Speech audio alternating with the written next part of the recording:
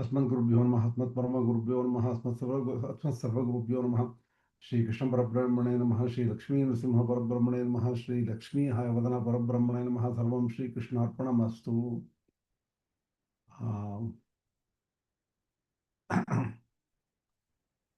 As you know, it's been a little bit tough for me because I had to prepare a lot. I had to get up very early in the morning and prepare. So slept very late. So whatever it is, somehow we are starting this. Let's jump right. Already we are late, so let's get into it quickly. Let me find out here where my PowerPoint is.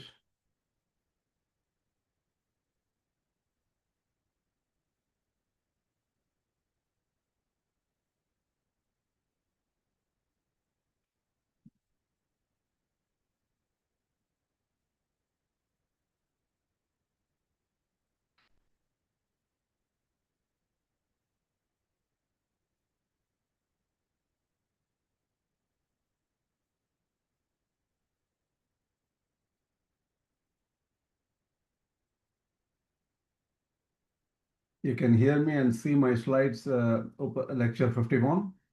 Yes, yes. Good.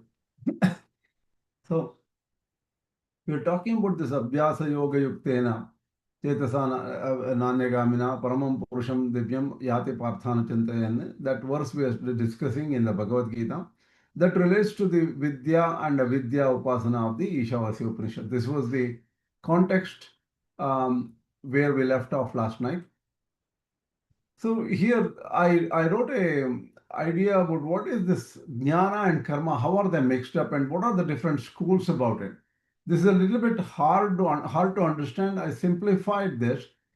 As you know, these concepts are a little difficult because when you look at the relation between karma and jnana in different systems of thought, you have to look through so many different philosophies.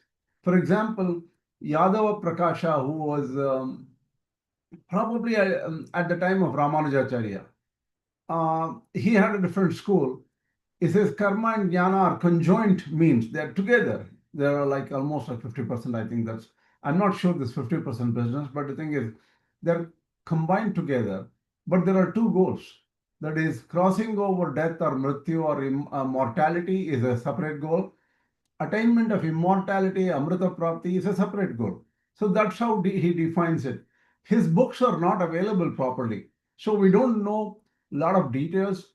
And here and there, they pick up some statements from his works quoted by somebody else, and they try to understand his philosophy. So not much is known about this, but probably I don't know much about it, and a lot of other people who have studied it may know a lot more. Coming to the concept of how samuccaya means combination, jnana and karma combination. Advaita basically rejects it. They say that karma and jnana can never be put together. Jnana is totally against karma, like how light destroys darkness. So karma has an indirect preparatory role in purifying mind, but not a direct role in helping anyone get moksha or realization. Now comes the viṣama-samuccaya. Viṣama means unequal combination of jnana and karma. So under this, two schools come up, Viśiṣṭādvaita and Bhāskara school. Bhāskara was post Shankara and prior to Ramanujacharya, I think.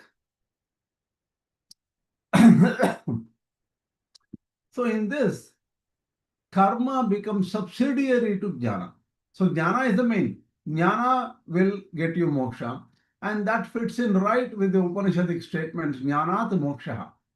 So only through jnana one can get moksha. That is common to Advaita also.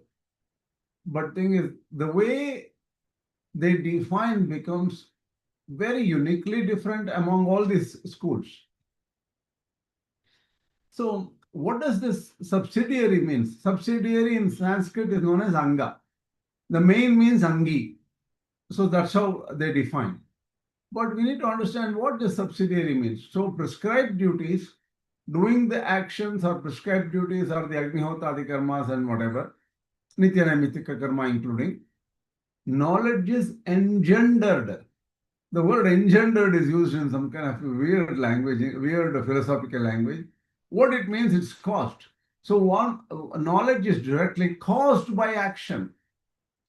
That is, the action is a sannipatya upakaraka. Sannipatya means it acts together, but it is subordinate. So it is practically efficient in removing the obstacles to knowledge, thus being useful in contributing to the knowledge itself as its subsidiary. So without doing actions and nitya karma, a person will not succeed in jnana. That is the Sanipatya Upakaraka school, that is Viśiṣṭādvaita. Viśiṣṭādvaita believes in this school. It says the knowledge is very necessary and it is karma or actions are very necessary and they positively contribute to the happening of jnana. So jnana becomes possible because of karma. The second view under this is Bhāskara school. Both of them follow the unequal combination of jnana and karma. Jnana is the primary, karma is secondary. But in the Bhāskara school, he says that the karma is arad upakaraka. Arad means it's subsidiary, but it only helps at the time of realization of fruits. That means it directly does not help the jnana, but when the fruits have to come, this arad upakaraka is similar to the Mimamsa school, where they said when you do yajna yaga, this immediately you will not get swarga, right? It will only come a long time later. So there is a concept called adrishta or something. It will keep as a power. It will go into the power mode, potential mode, and eventually when it's time for that person to get the fruits like the heaven or a swarga or something, it will happen. And so this karma will become remotely helpful. Arad upakaraka means remotely helpful. So this is how the schools are sort of understood. Think about it. Don't worry too much about it. This is complex and it has taken me a long time to even come and summarize a little bit about it. Okay? So the nature of moksha, that is Sampatangar's views are being now understood, says it's positive and everlasting blissfulness. There's an error here. It should be, oops, 1 second.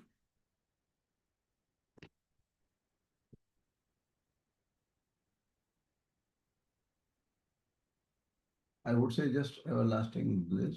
Okay, let me get back.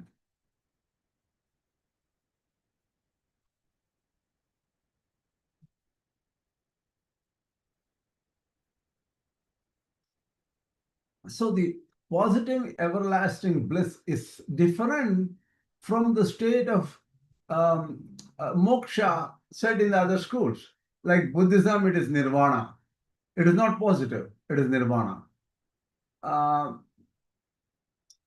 Basically separation, it is a state where pretty much nothing exists in a way, because they don't believe in the mind, they don't believe anything is permanent. So there's some kind of a peace in Buddhism, and they use the term nirvana. And mind will not bother you in that particular state. Apavarga, it should be, it is not apararga, it is apavarga. Apavarga, the Nayayikas or the Nyaya schools say apavarga. And Vaisheshikas call it nishreyasa, or ultimate good. Kaivalya, the yoga and the Sankhya schools call it Kaivalya. Aparoksha are the direct perception of Brahman. Because you become Brahman.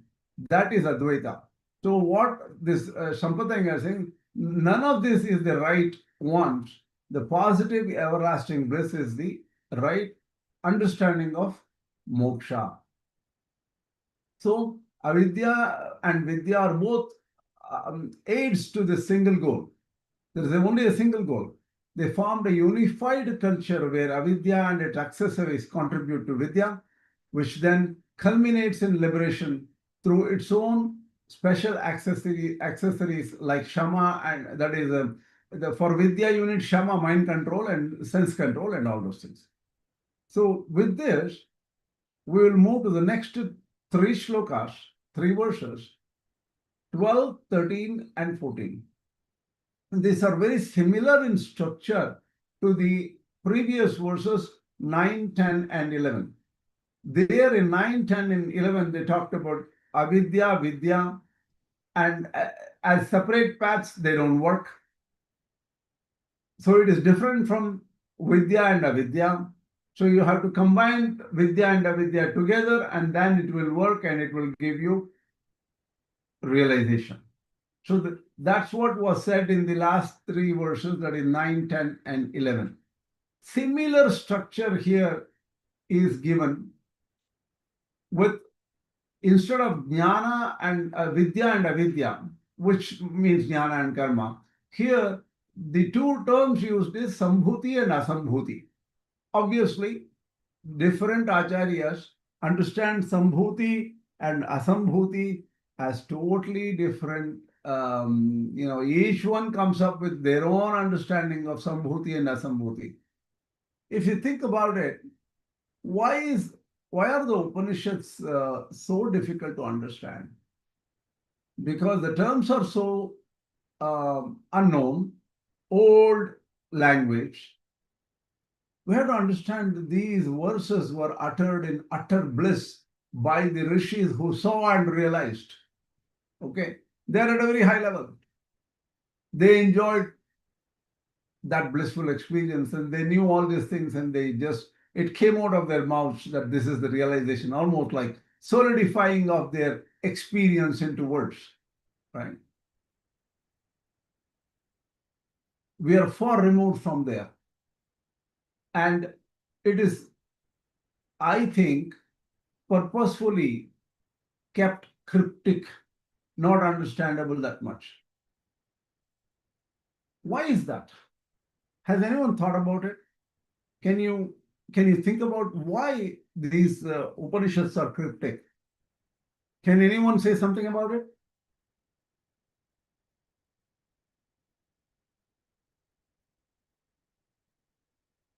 Why is it cryptic?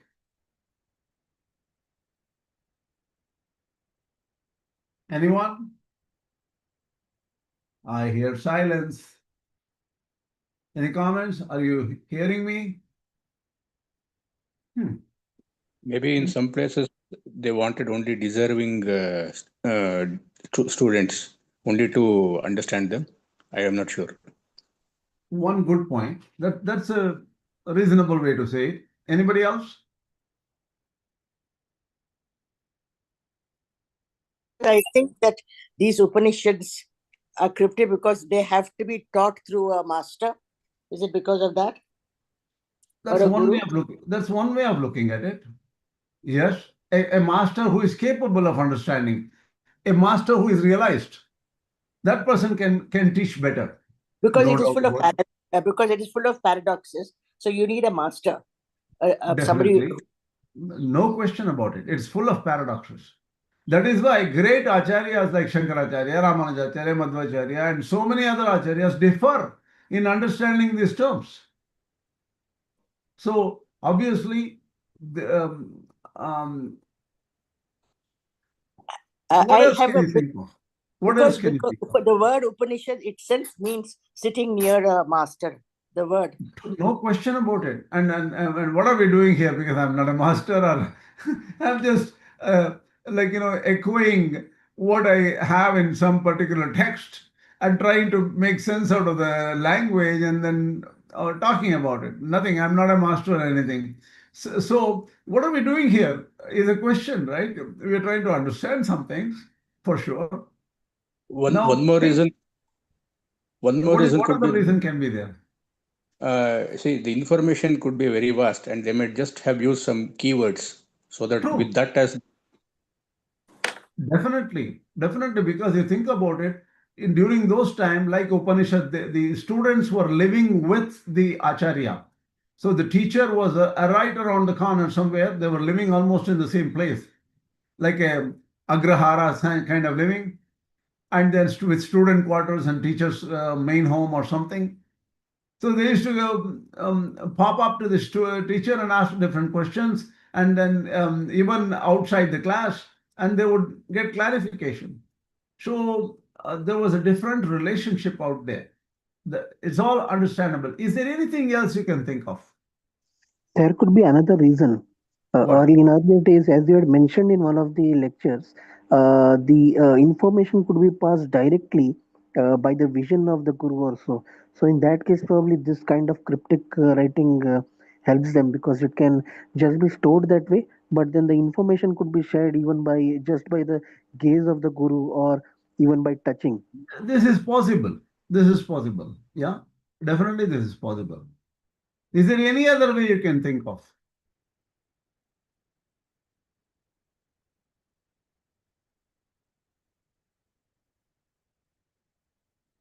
Cryptic itself means mysterious, no?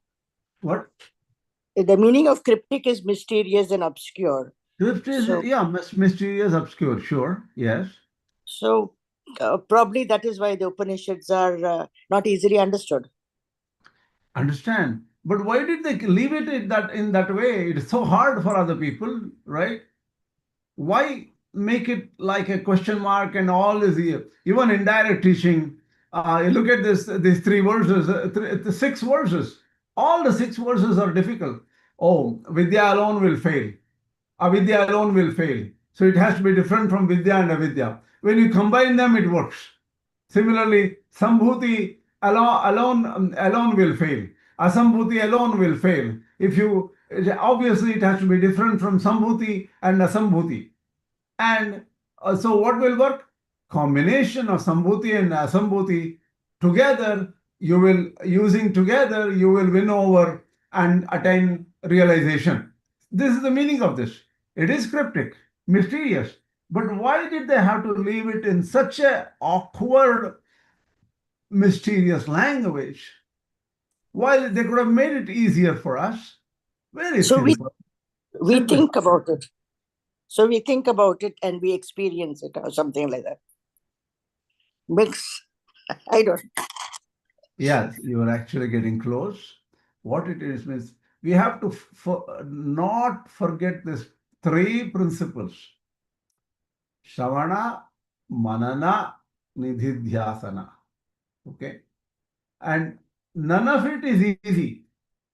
So we are coming here with a very difficult. Upanishads are not something you start in your first grade or second grade class.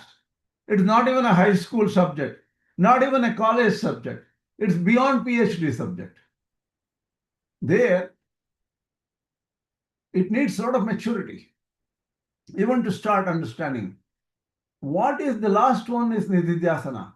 Śravaṇa is hearing, understanding, discussing with great ācāryas. Okay, manana is to go back and think, contemplate seriously. It needs tapas. It needs serious contemplation. You can't forget this and go, oh my God, forget it. I'm done with this class and go away. But you have to start thinking. And this, finally, you say, even that is not enough. Thinking may bring some concepts together. Yeah, this makes sense, whatever it is. But later on, nididhyāsana, somebody has to meditate. Even that needs grace of Ishvara, grace of God. It needs also directions and a personal involvement of a great ācārya, guru. Unfortunately, those kind of gurus are rare to get. So here we are. Because the subject is complex, and then even little realization, little progress takes a long time. And only by the grace of the Lord and hand-holding from a great Acharya Guru, we can go further. Otherwise, this is not possible. So the point is, even there is a verse in the Upanishads or Vedas, Paroksha priyahi devaha. So the devatas are paroksha priya. They don't directly come and tell you, they indirectly guide you. In fact, my teacher KSV Swami used to say some verse. I don't remember this verse properly. Na deva yashtimadaya palayanti pashuvat or something like that. That is, devatas who are not seen directly do not guide human beings like how a herdsman guides the cows and cattle. The cattle guide, what he does, he takes a stick, yashtimadayam, yashti is stick. So when the cattle goes in the wrong direction, he hits the cattle with a stick and makes the cattle go into the right direction, right? So he's directly involved and corrects the path of the cattle which is grazing or going further. But that's not the way the devas help you. The devas help you by giving you the right mind or the wrong mind. If they are not interested, they are upset with you, they don't like your attitude or something, you're not ready for this, they will guide you. In fact, even they can misguide you or give you some distractions. But for the right person, they guide you. They guide by giving you the right intelligence at that time. Look at how we face so many consequences in our lives, right? And at the time, we may think that we are the most intelligent people. We are very confident. We know exactly what we're doing and all those things. But 20 years later, 15 years later, you come back and say, I took that decision. Was I sensible? Did I do the right decision at that time? You come back and say, no, there were so many other people who did better decisions. In fact, I was looking at, I was hearing about the life history of some people, young people who are great teachers and great like thinkers and guides and gurus in different systems of thought. I was just looking at their podcast. What did they do 30 years back? How did they face certain problems? When I look back, I feel that I made so many mistakes knowingly. And these people somehow avoided those mistakes. How? I feel that I had the bad temperament, bad attitude, bad intelligence at that time. And my gunas were not good. My sattva, rajas, tama gunas did not support me. Now you know that you are not in control. But usually you feel that you are in control. When you do the mistakes and realize it after so many years, then you know that you are not in control. That means the devatas are working indirectly, not directly. I wish they had worked like the cow herds people or cattle herds people who can directly guide us when we go do the wrong thing. That's not the case. Anyway, we're a little bit of digression I wanted to also lighten it because these concepts become very hard to understand. So I want to just give a simple intro. Now we get into these three. Now comes the hard part. What could be, so coming, again, we will just repeat the meaning of it. Andam tamah pravishanti ye asambhutim upasate. Those who follow and meditate on asambhuti, they go into darkness. Tato bhuyaiva te tamo yavu sambhutyam rataha. Deeper darkness do those people go who are intent on sambhuti or focused on sambhuti. Anyadevahu sambhavat. This is other than the sambhava. This path has to be other than sambhava. And sambhava is same as sambhuti. Anyadahu asambhavat. So it is definitely different from asambhava, which is asambhuti actually. those are just modifications of Sanskrit. Sambhava, Sambhūti, Asambhava, Asambhūti. They're just Sanskrit modifications. Iti Shishromadhiranam yena sadya vechachakshire. We hear from the great ācāryas in this way. Sambhūtim cha Vināśam cha yastadveda ubhayam saha. You should know Sambhūti and Vināśa together.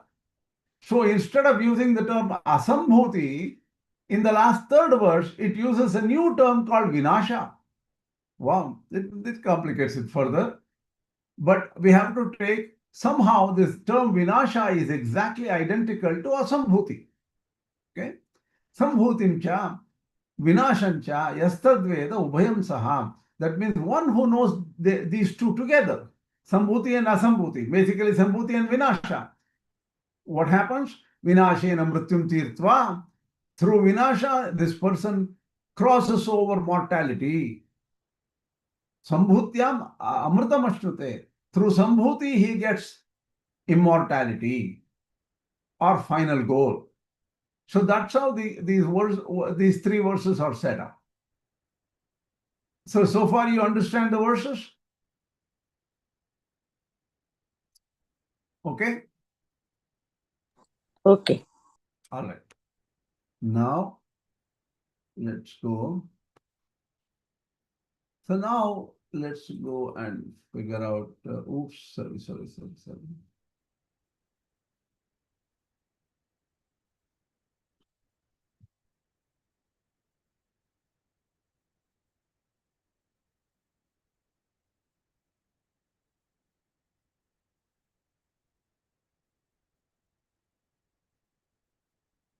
Now, let's try to understand how Sampath Iyengar basically follows Vedanta Deshika's views, but he used terminology in English which may be confusing, but I will explain the terminology a little bit later. So, one, he says Sambhūti is cosmic consciousness. We'll figure out what this is.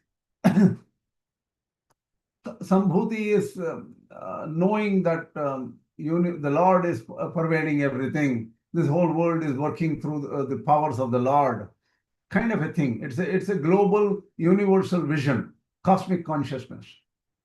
And let's understand it like that for now, but we will clarify it later. And abnegativeness is Vināśa or Asambhūti. What is abnegativeness? Abnegativeness is renunciation in some way, right? They're rarely used words in English. I've not heard anybody in America use this word abnegative in my 40-year stay in America. I've never heard.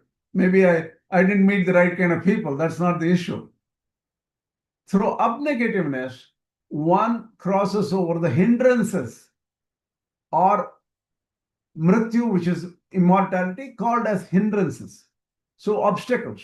So abnegativeness will give you the power to win over the obstacles. And through the knowledge of cosmic consciousness, that is Sambhūti, one attains blissfulness or immortality. So now, let's try to understand. In the previous section, one could get blissfulness through Vidya. Okay? These three verses, the next three verses are obviously saying that there may be more obstacles to attain perfection. And these three verses are clarifying what these obstacles are and how to get out, how to cross them, right? There is obviously, it is bringing more value. Otherwise, it is not parroting or just stating the same thing stated earlier, using just two words differently. Instead of Vidya, use Sambhūti. Instead of Avidya, use Asambhūti. That's not exactly like that. This is adding some new value. What is that new value? So the Asambhūti and Sambhava are used synonymously to mean the absolute state. The Samam Bonam or Samadhi. Samadhi is a state where you understand truth exactly, identically. You realize truth. So the author wants that pursuing this state of mind alone. So I want Samadhi, I want to be here. That attitude is dangerous because Samadhi can never be achieved by self-effort. So if one person becomes obsessed with achieving samadhi, that never occurs, that he never succeeds. He or she can never succeed because that's not possible. So Asambhūti and Vināśa, Asambhūti and Asambhava, they are synonymously used for abnegation. What does abnegation mean? The correct practice of abnegation means one should not do it as an independent discipline. That's more important. So how do you do abnegation? Annihilation of self-conceit, mana. Mana means pride. Oh, I'm great, kind of a thing. The people should lose this self-conceit completely. Pretentiousness, dambha, show off. One should not have any show-off attitude. Violence leading to fanaticism is himsa. So being very fanatic about something, and if somebody does not approve of it or somebody does not agree with it, it leads to himsa or harm. I read a small news article just yesterday about the earthquake in Afghanistan, which killed about 800 to 1,000 people. And it seems there was rubble, buildings crashing, the roofs coming down and things like that. And then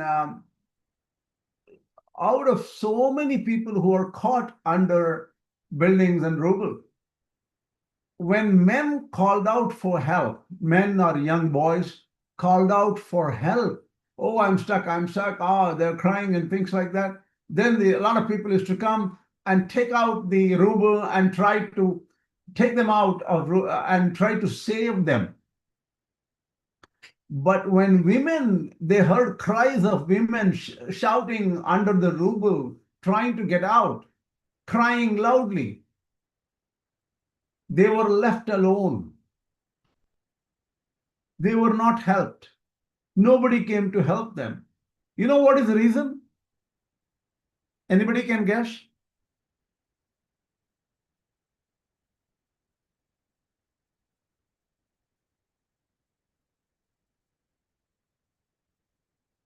Very silent. Can you guess? Yes. Did you see anything? I said it's difficult to guess. Difficult to guess. Anybody? Somebody should know. Anyway. Because women are second-class citizens. What? Women are second-class citizens. That may be a wild guess.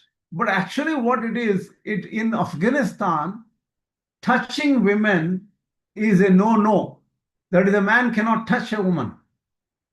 It's skin to skin touch, just touch, is forbidden almost by law. So what happens is, these women were crying, too bad, I got to follow the rules, I can't touch you. Do whatever you have to do to get out. Think about it. This becomes violence leading to fanaticism, and that causes himsa.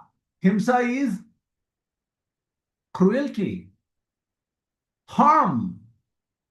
Can I ask one question? Is it according to what we believe that everybody is a woman from inside? There is only one Paramatma who is a Purushottam. Is it true? That's a different philosophy altogether. Is there a philosophy like that? What? Is there a philosophy like that?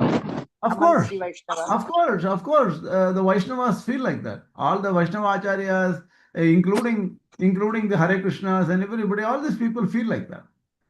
Okay, thank you. Yeah. So, theft is a steya. One should not steal anything from anybody. So, these are the four rules and regulation, and following them is known as abnegation. It is some kind of sacrifice or what do you call it? Giving up, renunciation of some kind. So the correct approach for abnegation to contribute to samadhi, making it practical. So these four rules, if we follow, that will help us get samadhi.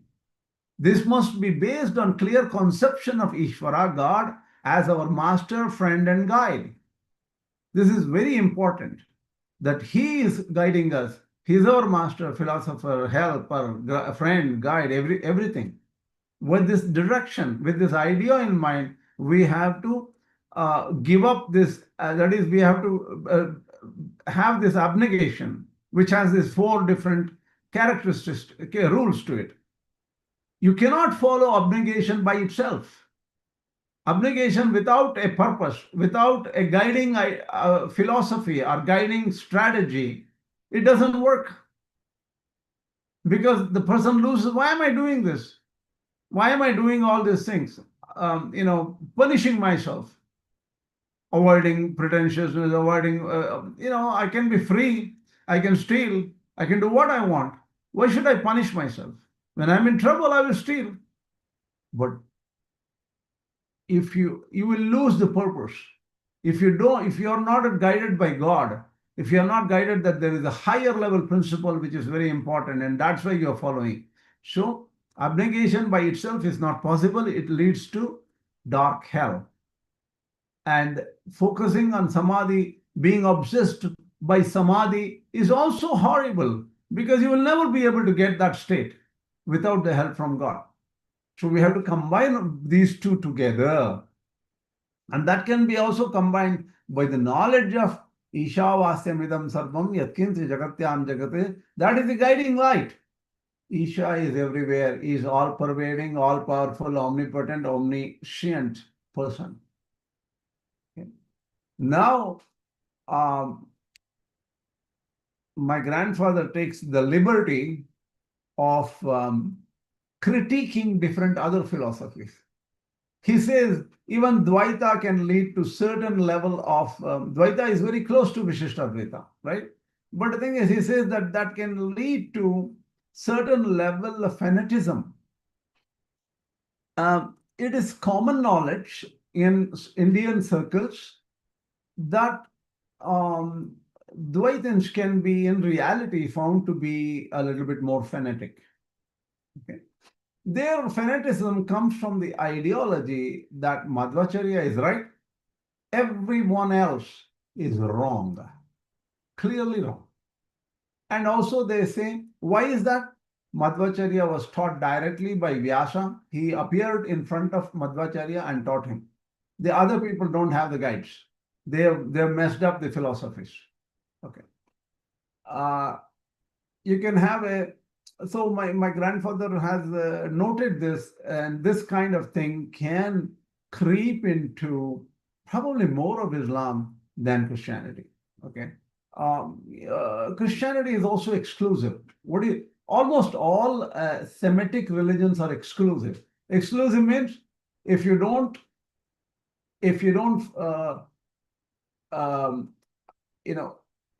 are not a Christian, you can go to hell.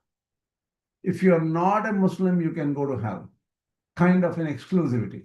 That's sort of not everybody. If you look at the Pew Research or PEW research, among Christians, 50 or 60% do not believe in that exclusivity.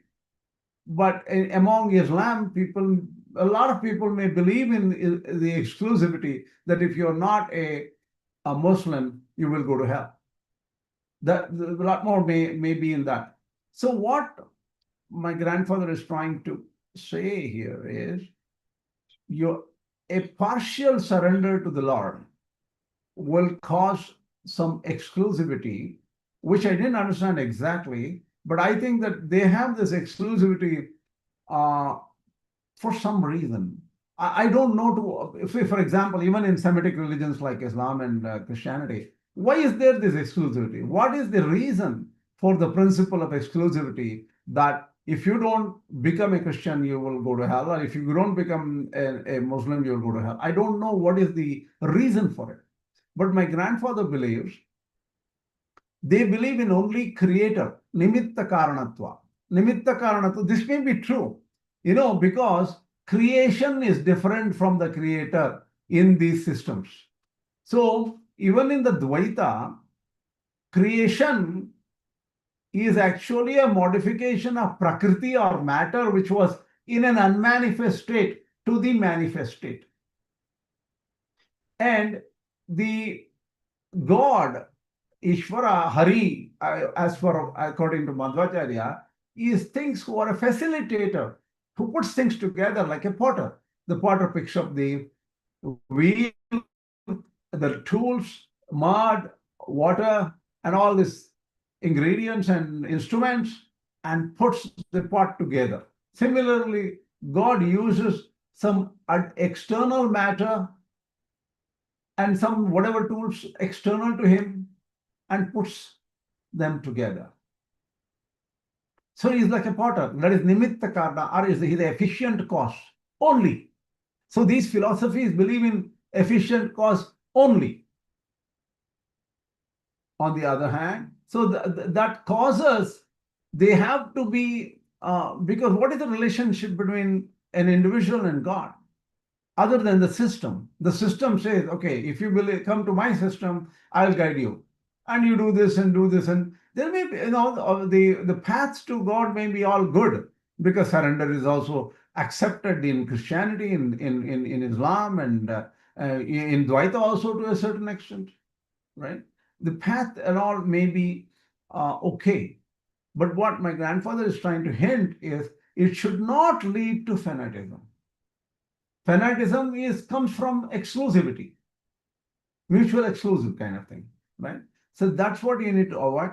I still don't understand, because I don't know where this guy is. My grandfather is long gone. He passed away in 1982. I can't ask him, how does exclusivity or nimitta karanatva, God as only creator, and he's creator and he's separate from creation. If that is the case, how does it lead to exclusivity? I still don't understand. This is something of some research matter to me. I don't understand this. Anyway, I'm trying to summarize what he said. In Advaita, God is taken as the personal material cause. That means Brahman, in a way, appears as the universe. So he is the sorry. He is the material cause of this universe in a way. But their material cause definition is different from the material cause what the Viśiṣṭādvaita typically refers to, the mud and the pot. The mud becomes the pot. Similarly, does the God become the universe? In a way, it is like saying the rope became the snake. So in Advaita, the rope never became a snake, but rope appeared as a snake. In a way that you can figuratively call that rope became a snake. So in Advaita, the material causality, even though they accept in a very different way.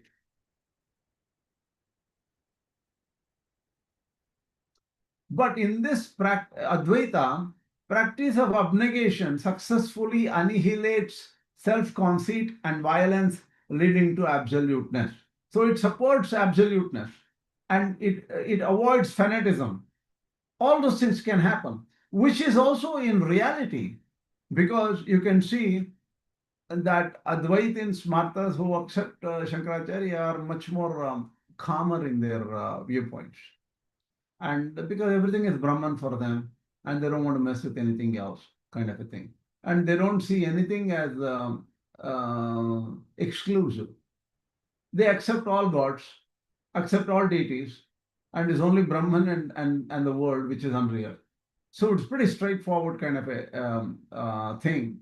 So this has universal appeal. So Advaita has universal appeal. Even in reality, among the followers of Vedanta, if somebody were to go and do a census and find out, oh, are you a Smarta, are you the Dvaitin or a Viśiṣṭādvaitin or a Advaitin?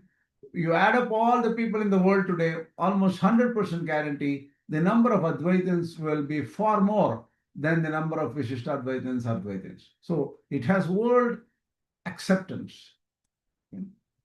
But what my grandfather obviously supports Viśiṣṭādvaita, he argues for Viśiṣṭādvaita. He says Shankaracharya's philosophy, even though it has got so many advantages, it is not a true philosophy which came out of the Upanishads, which is a very powerful claim against Shankaracharya. He says Shankaracharya is a graft on the Upanishad. Graft means it's a change on Upanishads are modified slightly to make this meaning out. It doesn't flow out of the meanings of the Upanishads. That is his view. So according to Viśiṣṭādvaita, material and instrument cause, the abhinna nimitto upadana is God. He is actually Brahman. From Brahman emanates everything. Brahman became this universe. There is a sutra in the Brahma Sutras called Atma Kritehe Parinamat. The very word, Vyasa himself uses the word Parinama, that is transformation. The God transformed into this universe. He's integrally connected to this universe. Unmistakably.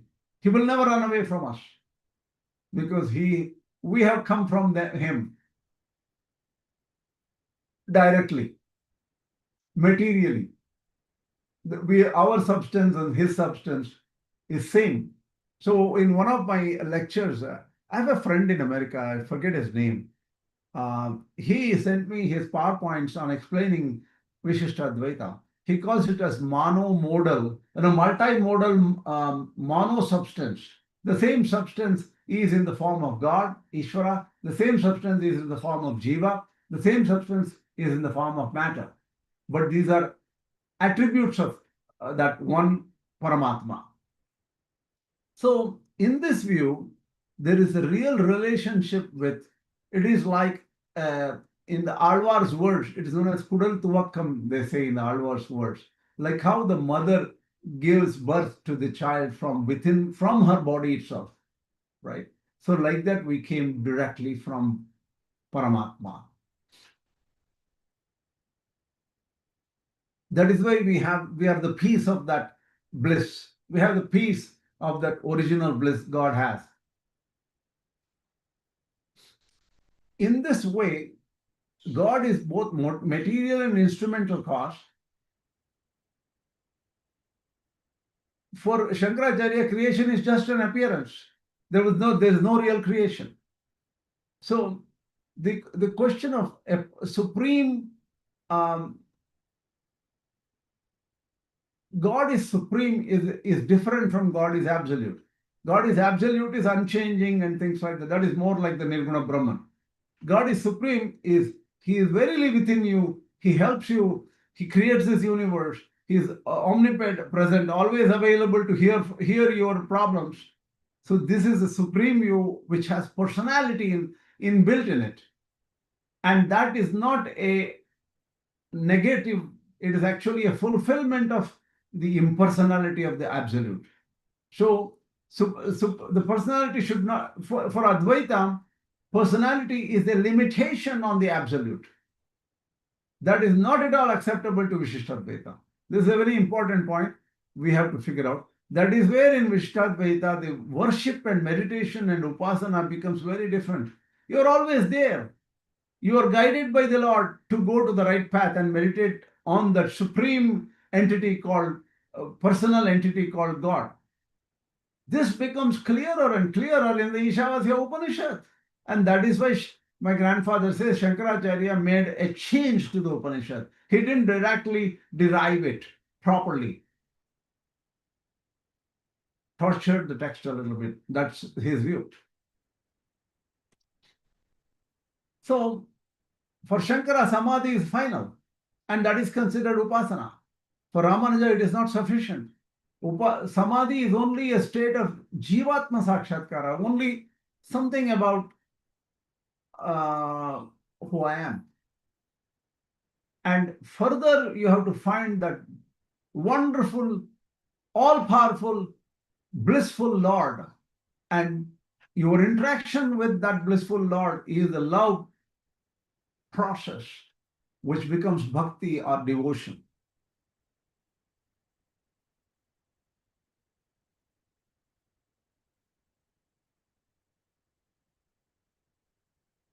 And Shankaracharya many times says, why is this samadhi the final?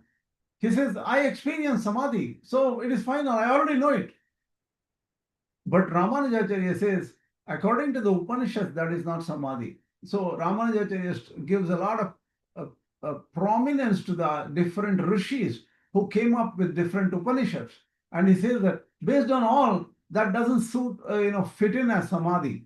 In Shankara's view of samadhi, self does not exist. The seeker is gone. The self fails to exist. He vanishes. And in the absolute state, there is no distinction between the knower, knowledge, and knowable in Shankara philosophy. And Ramanujacharya says that is not a right philosophy at all. And he says one could go through that state of no distinction between knower, knowledge, and knowable in a samadhi state, similar to we don't know what we are doing while we are in deep sleep. There may be a similar state, but that is not the final state. That's what Ramanujacharya says. But that is the final state for Shankaracharya. For Ramanujacharya, samadhi experience is like a wayside restaurant on the way to the final goal where you want to go.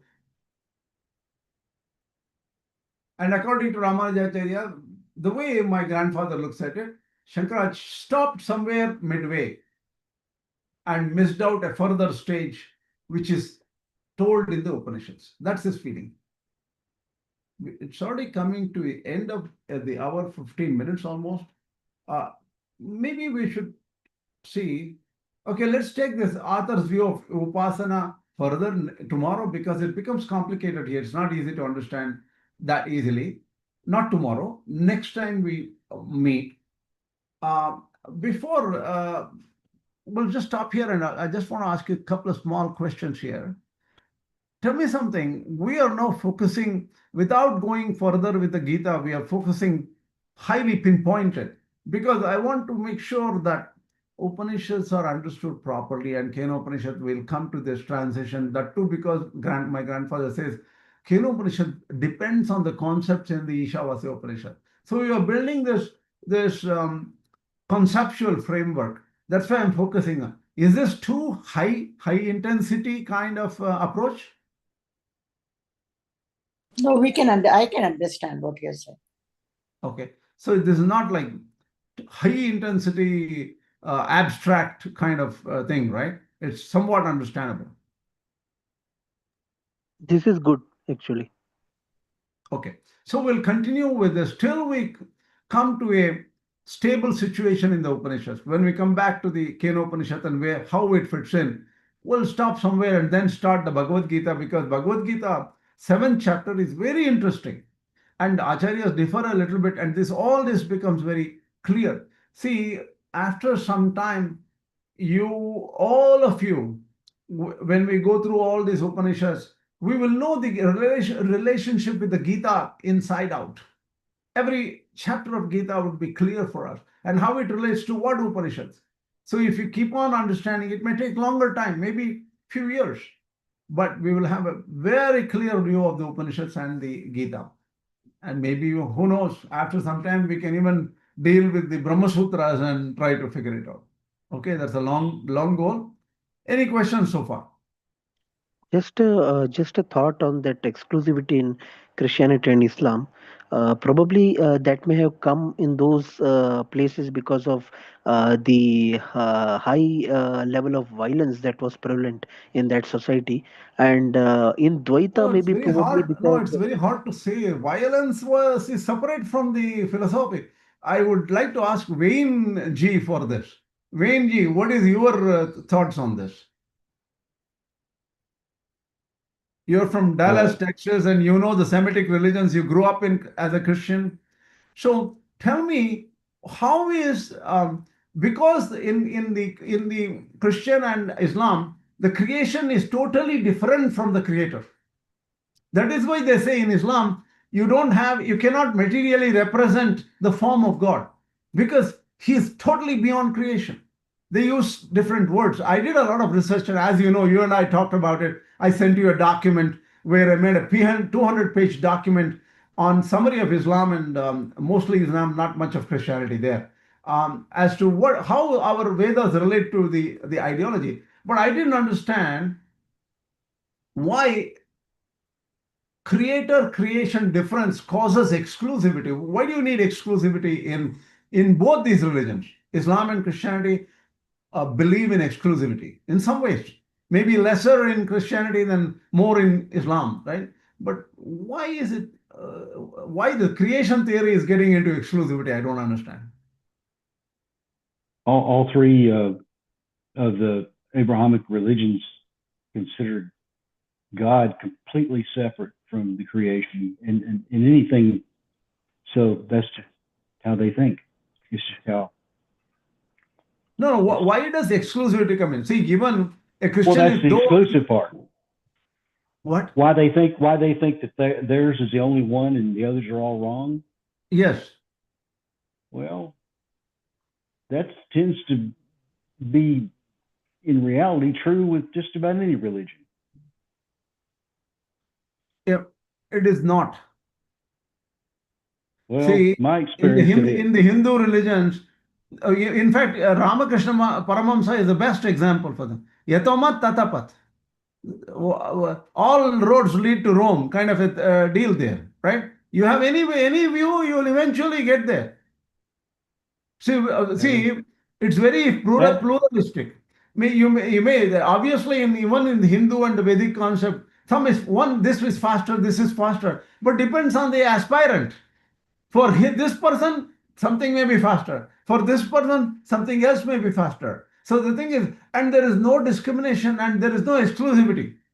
You come to my group, if you don't come to my group, you go to hell. See, the simplest explanation of exclusivity is, if you don't follow my religion, you will go to hell. That's the simplest explanation of exclusivity. And that doesn't exist in the Vedic or Buddhist concept. Maybe it doesn't appear in the concept as it's written, but that's not how it's practiced.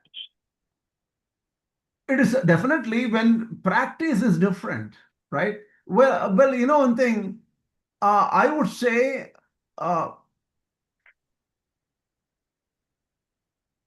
no Viśiṣṭādvaita would say that if you are an Advaita, you will go to hell. No, within the Hindu systems, right? If suppose no one will say a Jain guy will go to hell in India, no one will say Buddhist will go to hell. No one will say a Shaiva will go to hell, or no one will say a Shakta will go to hell. The whole the hell is not even. No, 1 second. Hell is not even a simple word in the Semitic religions, Abrahamic religions. The word hell means eternal damnation. Okay, that is a very, very strong two words. And that is non-existent in any of these religions. Practice is different. You know, practice, see, people say you should not kill. Do you think Indians don't kill? There is murders going on every other day in major cities. So practice, don't take practice, because practice is, Hitler didn't practice properly. Somebody else didn't practice properly. You cannot take practice. You only can take as the essence of the system, commonly accepted principles and scriptures of a system. That's the only thing you can compare.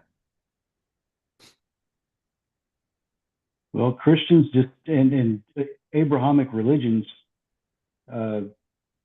believe in hell, and then if you don't follow their teachings, then you're going to hell. That's just how they.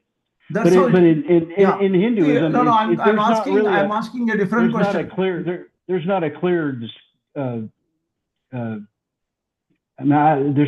is not really discussed that much. I mean, not discussed. Everybody Because you have rebirth. They don't have reincarnation. Exactly. It doesn't exist. So you have no chance. This is your one shot. If you don't get it, correct. then you Correct. either go to heaven or hell. So that's probably a lot of it. See that having one birth is also explicable. According to KSV, my guru, he says that, look, that gives you a deadline, a shorter deadline. If you say your homework is due after 27 lives, you will not do the homework.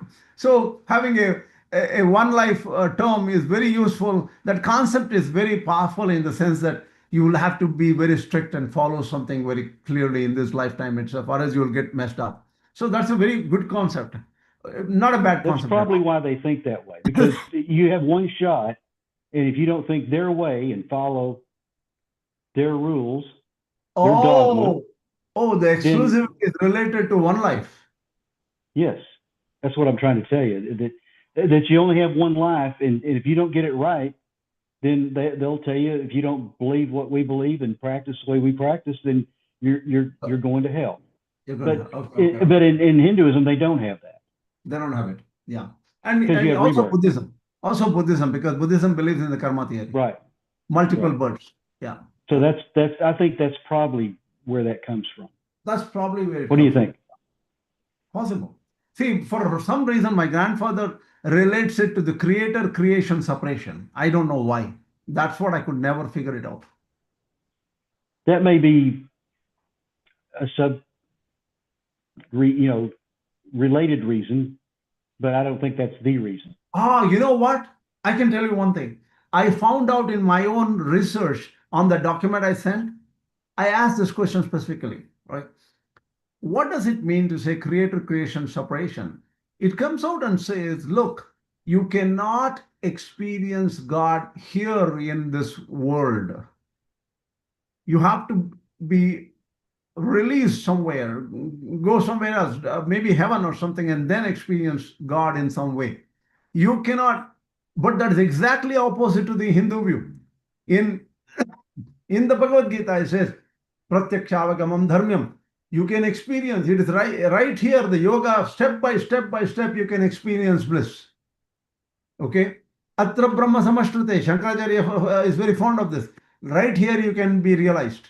So what happens is, because in our system, belief is not important, or what the Hindu system of Vedic system, you will find out, you follow the principles of yoga, you will try to figure from step to step, your mind will become clear, you'll become happier than yesterday, then tomorrow you'll be happier than today, kind of a thing, and slowly the bliss will set in, and your realization of who you are, realization of who God is, can be done right here in this world. But it is totally non-permitted in Islam. That I studied, but I don't know much about Christianity. Well, I can tell you a little bit. That's something else about Christianity. They have a lot of different denominations. You've got the Protestants have a lot of denominations. Catholics, not so much. I think they're pretty much homogenous. They're the same. Sure. But I remember as a kid growing up, and I grew up in the Baptist church. They're the most hardcore, intolerant of all, and they're the largest Protestant religion. But like you were the Church of Christ. Baptist is a Protestant, right? Is it Protestant? Yes. It's hardcore. Okay. It's hardcore. That's where we get our they're just really intolerant. Mm-hmm. So I remember as a kid, Baptist preachers up there criticizing the church down the street that happened to be Methodist or Church of Christ or Lutheran. They really hated the Catholics, and they still think that way. Because I used to have a Catholic family across the street, and they were homeschooling their kids, and a lot of the other people in homeschool. You're blocking your camera. Protestants are Protestants. Okay. Oh, got my finger. Anyway, they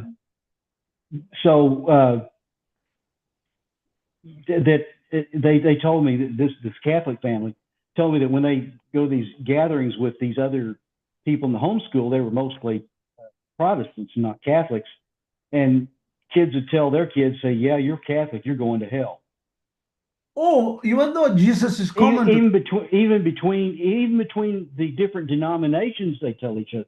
And then the Mormons, that's a whole different, they really get on the, but Mormon I've is seen preachers absolutely stand different. up there. Yeah. Well, they're more of a kind of a cult, but they're still considered a religion to some. Correct. And but between religions, in other words, when I was a kid, there was no talk about, and I grew up in the 60s and 70s. I was born in 54, so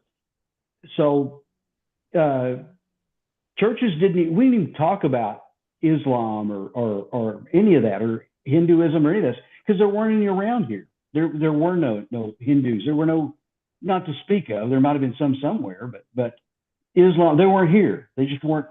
We knew nothing about them, and they were somewhere else, and we didn't care. But in the United States of America, it was Protestants and Catholics, and the Protestants had a lot of different denominations that practiced different Christianity differently. And if you practiced it differently in this other denomination, then they would say, especially the Baptists, that you were going to go to hell if you were a Church of Christ, if you were a Methodist, you were a Lutheran. And these are all Protestant religions. And they really even doubled down on Catholics who are not Protestant. The Protestant was a protest against the Catholic Church. And so this is just the way they think. And I can't, I can see. I can only see. But that's the truth. But anyway, now they have a common enemy. Now that Islam is going to take the world they're all going to hell. So they need to all die. And so, but before they were at each other's throats. Now they've got a common enemy, so they're all they're more or less unified, not complete. But that's they're made 180. That's where we have our evangelical Christians, the ones that are running the government now, and they're very radical. They're very, very radical. I've been around them, and some denominations are more radical than others, and then there's all kinds of offshoots. But they think the way they believe. You mean Trump right. is evangelical or something? Is a Republican evangelical? He caters to them. He panders to them. He supports. Okay. Yeah, he panders to them because they vote for him. Simple. because he's their big hot topics are things like abortion and gay rights and all. They're totally against all that. Because that's all. They'll tell you that something the Bible says that's a sin, and they're going to put a stop to it. In reality, you ask them, well, where do you see that in the Bible? And they won't be able to tell you because it's not there. They just make it up in their different denominations. Yeah, it's really crazy. I'm glad you asked about this because I try not to think about it. My mind's focused on my Hindu faith, and it's focused on God, really. I'm hardcore into verse 1866 in the Bhagavad Gita. I live by that. Yeah. That's I just listen to God and I don't pay any attention to dharmas. But theirs is not dharma, it's dogma. It's just pure dogma. It's just like that's the reason they're all trying to separate church and state in the United States now. They're trying to totally separate. Like in Texas, where I live, they want to put the 10 Commandments, which is from Exodus, I think, in the Bible. They're trying to force the schools. They passed the law. I know. But it's now in court to fight it. They want to put copies of the 10 Commandments, a Christian thing, in every school, and there's kids from all different religions there. And even some of the religious denominations are against it. But it's nuts. But I hope that sheds some light on it. Maybe you can understand. I think it always seemed like they always had to hate somebody. A lot of negativity in Christian churches. A lot of negativity and threats. Hindu... And God is mean, and you should fear God. Fear God, not worship Him, not love Him. You need to fear God. Fear God, yeah. And that's why you behave and do what you're told, because if you don't fear God, you'll go to hell. Yeah. Does that help a little bit? Yeah, thank you. Your views are very helpful, very helpful. Anyway, Yeah, what we can do is, I think we're running out of time because it's 20 past 8 now. I need to rush because today is what do you call, eclipse in India. And after, there's a lot of preparation in India there's rituals in eclipse, so we have to do a lot of work at home. So anyway, we'll stop here. अस्मत् गुरुभ्यो नमः, अस्मत् परम गुरुभ्यो नमः, अस्मत् सर्व गुरुभ्यो नमः, श्री कृष्ण परब्रह्मणे नमः, श्री लक्ष्मी नृसिंह परब्रह्मणे नमः, श्री लक्ष्मी हयवदन परब्रह्मणे नमः, सर्वं श्री कृष्णार्पणमस्तु. Namaskaram. नमस्कार. Namaskar.